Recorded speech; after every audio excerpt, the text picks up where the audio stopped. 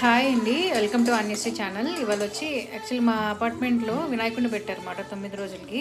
9 రోజులు పొద్దున్న సాయంత్రం ప్రసాదం ఇస్తానని అనుకున్నాను. ఇవాళ వచ్చి 8th డే మార్నింగ్ మాట. ఇవాళ వచ్చి శనగపప్పుతో ప్రసాదం చేస్తున్నానండి. ఏం లేదు, బెల్లం పాకం పట్టుకొని పాకంలో కొంచెం ఇలాచీ వేసుకున్నాను. మన ఇష్టం. కొంచెం ఘాటు రావడానికి చెక్క అయినా వేసుకోవచ్చు, లేదా లవంగం అయినా వేసుకోవచ్చు. వేసుకున్న తర్వాత కొంచెం బాయిల్ అయిన శనగపప్పు మరీ ఉడికిపోకూడదండి, పేస్ట్లా ఉడకకూడదు. ఉడికితే వేరేలాగా అయిపోతుంది. పలుగ్గా ఉడికిన శనగపప్పు వేసి కలపడమే. దాంట్లో డ్రై ఫ్రూట్స్, మనకు నచ్చిన డ్రై ఫ్రూట్స్ ఏమన్నా అన్ని డ్రై ఫ్రూట్స్ అన్నీ వేసుకోవచ్చు.